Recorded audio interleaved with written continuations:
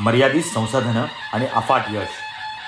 Resource optimisation, संसाधनांचा पुरेपूर वापर. तुमच्याकडे मोठं बजेट नाही, टीम छोटी आहे, काळजी करू नका.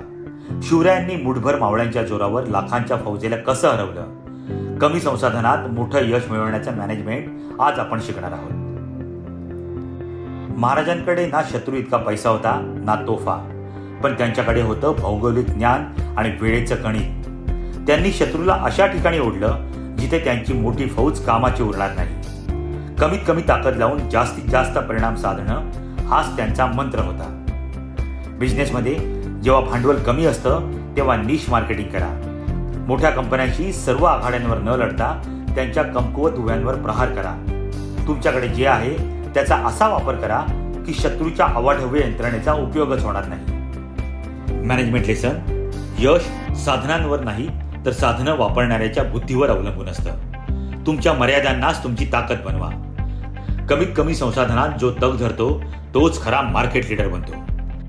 तुम्ही तुमच्या बिझनेसमध्ये कोणता जुगाड किंवा स्मार्ट टेक्निक वापरता? कमेंटमध्ये नक्की सांगा.